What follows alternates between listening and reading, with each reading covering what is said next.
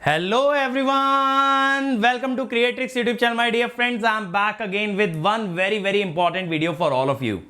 तो यार अब हमारे पास ऑलमोस्ट बचा है एक हफ्ता गेट एग्जाम में।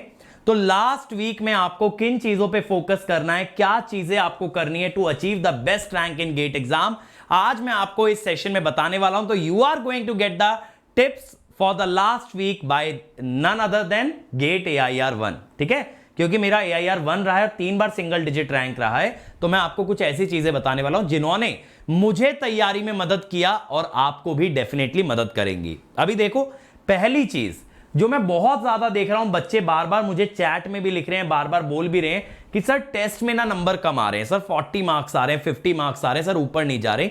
अब क्योंकि बेटा लास्ट वीक बचा है, आप बहुत ज्यादा मॉक टेस्ट पे फोकस ना करें। मैं कहूंगा कि आप 31 ऑफ जैन के बाद बिल्कुल ना दें, और हो सके तो आप संडे के बाद ही टेस्ट बंद कर दें।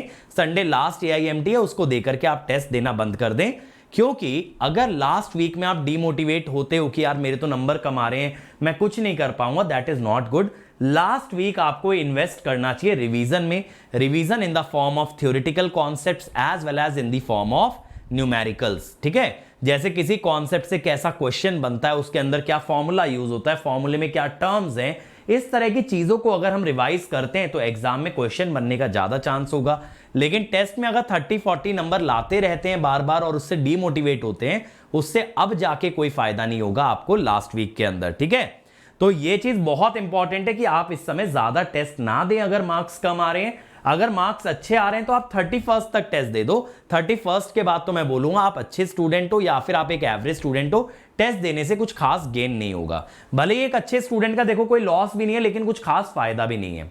दूसरी चीज, अब वो समय आ चुका है बेटा लास्ट वीक के अंदर जहां पे आप अपने सारे फॉर्मूले, सारे नोट्स रिवाइज करें। लेकिन मैं कहूंगा जब भी आप कोई फॉर्मूला रिवाइज करते हो तो उससे जुड़ा क्वेश्चन भी देख लो, क्योंकि बहुत बार क्या होता है ना, हमारे माइंड में फॉर्मूला तो रह जाता है, लेकिन उस फॉर्मूले को क्वेश्चन में कैसे अप्लाई करना है, कैसे आइडेंटिफाई करना है इस क्वेश्चन में कौन सा फॉर्मूला लगेगा, कौन सी वैल्यू क्या रिप्रेजेंट करती है, कैसे ये फॉर्मूले में सब्स्टिट्यूट की जाएगी। मोस्ट ऑफ द टाइम्स इस चीज का हमको आइडिया नहीं होता है, जिस वजह से उस क्वेश्चन को हम लोग क्रैक नहीं कर पाते हैं। तो अगर आप अपने फुल नोट्स लेकर के बैठोगे या फिर हमारे साथ आप एंड गेम का पार्ट बनोगे, ठीक है, तो उसके अंदर हम आपको यह भी बताएंगे, या फिर आप खुद भी पढ़ सकते हो अपने नोट्स के अंदर, कि जब भी कोई कॉन्सेप्ट कवर करो तो उससे जुड़ा हुआ क्वेश्चन भी आप देख लो कि ये कैसे कराया गया था। ठीक है, चाहे हमारे साथ करो चाहे फिर वो आप अपने आप करो, लेकिन आप उससे जुड़ा क्वेश्चन जरूर देखना, वरना एग्जाम में दिक्कत आएगी। ठीक है, सेकंड चीज ये हो गई जो आप लोगों को ध्यान रखना है, क्वेश्चंस आर वेरी इंपॉर्टेंट, और ये आपको आपके कंप्लीट नोट्स में मिल जाएंगे या फिर एंड गेम सीरीज में। तीसरी चीज बेटा, अंडर कॉन्फिडेंट ना रहे। बहुत सारे बच्चे इस समय सोच रहे होंगे मेरा हो पाएगा या नहीं हो पाएगा, मेरा अगर नहीं हुआ तो मेरे पास लाइफ में क्या ऑप्शन है। देखो, मैं नहीं कहता आपका हो जाएगा, मैं कह रहा हूं कि हो सकता है ना रैंक आए, लेकिन इस समय इस बारे में सोच लेने से कोई बेनिफिट नहीं है। मान लो आप ये सोच रहे हो अगर मेरा नहीं हुआ तो मैं लाइफ में क्या करूंगा, क्या ये बात एक हफ्ते बाद नहीं सोची जा सकती? बिल्कुल सोची जा सकती है। गेट एग्जाम के बाद में सोच लेंगे ना, एक बार पेपर तो दे के आओ। इस समय पे आप ऐसा कुछ नहीं कर सकते एक वीक के अंदर जो कि आपकी लाइफ चेंज कर दे। जब आप एक गेट एग्जाम की तरफ बढ़े हो यार, जब आपने एक लक्ष्य सेट किया है कि गेट एग्जाम निकालना है, तो अपने डिसीजन को रीथिंक करके या उस पे वापस जाके या कुछ और नया करके कुछ भी बेनिफिट आपको नहीं मिलेगा।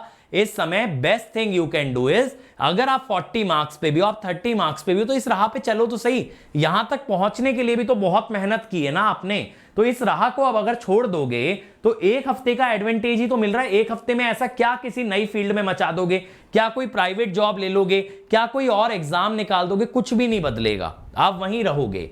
तो बेटर है जिस रास्ते चल रहे हो अभी उसी रास्ते चलो। एक हफ्ते बाद बेस्ड ऑन आपका एग्जाम कैसा जाता है, हम लोग करियर काउंसलिंग सेशंस कंडक्ट करेंगे, आपको आगे की पूरी जर्नी के लिए गाइड करेंगे। तो no need to worry about anything, just focus on GATE as of now. तो अगर मन में कभी ऐसा ख्याल आता है मेरा क्या होगा, हो पाएगा नहीं हो पाएगा, बस उसको डीले कर दो। मैं नहीं कहता उस थॉट को छोड़ो, आप उसको डीले कर दो कि कोई बात नहीं, अपन इसको ना 6 तारीख को सोचते हैं, 5 को हमारा एग्जाम हो जाएगा, तो 6 तारीख को इसके बारे में सोचेंगे कि नहीं हुआ तो क्या करेंगे। अब देखो, इस समय पे ना बहुत से बच्चों का ये भी क्वेरी आ रहा है, सर मेरा ना ये छोटा सा कॉन्सेप्ट छूटा हुआ है, मैं क्या कवर कर लूं। बेटा इस समय नहीं, इस समय आप उन चीजों पे काम करो जो आपकी स्ट्रेंथ्स हैं, जो आपको आता है, क्योंकि देखो अगर कोई कॉन्सेप्ट छूटा हुआ भी है वो हद से हद 1 या 2 नंबर का आ जाएगा, हद से हद, बट गेट का पेपर इतना हाई स्कोरिंग नहीं जाएगा कि 95 98 मार्क्स की आपको जरूरत पड़े। तो 1-2 नंबर छूट रहे हैं, जाने दो, कोई टेंशन वाली बात नहीं है। इस समय उन चीजों पे काम करो जो आपकी पकड़ में है, क्योंकि कहीं ऐसा ना हो गेट एग्जाम आते आते जो आपको अच्छे से आता भी था ना वो भी आपकी वीकनेस बन गया और आप उसको भी नहीं कर पाए, क्योंकि वो सबसे ज्यादा हर्टिंग होता है। सबसे ज्यादा दुख तभी होता है कि हमको आता भी है और फिर भी हम एग्जाम में नहीं निकाल पा रहे हैं, जिस कारण से हम रैंक लूज कर जाते हैं। तो अपनी स्ट्रेंथ्स पे फोकस करें, अपने लर्न्ड कॉन्सेप्ट्स को और ब्रश अप करें, रिवाइज करें, rather than learning anything new.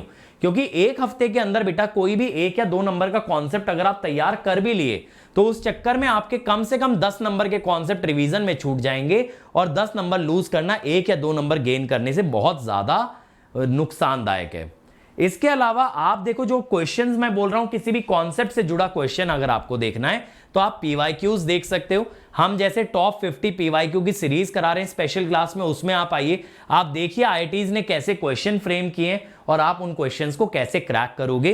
क्योंकि बहुत बार ऐसा होगा ना, अकेले बैठे हुए आपके माइंड में नेगेटिव थॉट्स आएंगे, आप फोकस नहीं कर पाओगे और हो सकता है आप अपने से क्वेश्चन ना बना पाओ। बट अगर आप एक क्लास में आते हो, आप एक कम्युनिटी में बैठते हो, आप एक टीचर के साथ बैठते हो, तो आपका माइंड जो है ना फोकस्ड रहता है, आप एकदम डाइवर्टेड नहीं रहते हो। तो इस लास्ट वीक के अंदर आपको सुपर बिजी रहना है ताकि आपके माइंड में नेगेटिविटी की जगह ना बचे।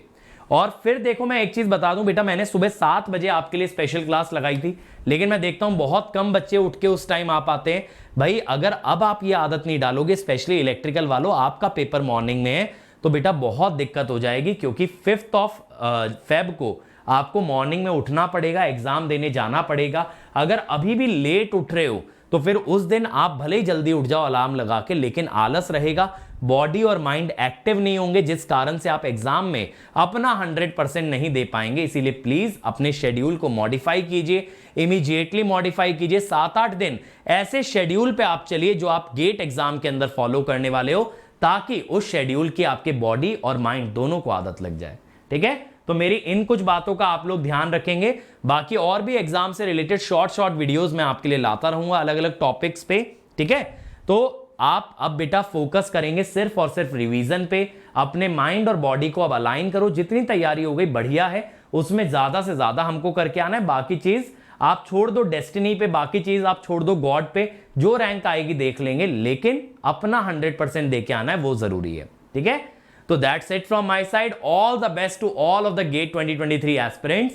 और 24-25 वाले सुन ले भाई, अभी जाए नहीं, आप लोगों के पास मौका है 30% सेव करने का। अगर आप 28 जैन से पहले ज्वाइन करते हो अनअकैडमी, हमारे लेटेस्ट बैचेस आ रहे हैं और हम आपको अभी एग्जिस्टिंग प्राइस पे 20% ऑफ दे रहे हैं।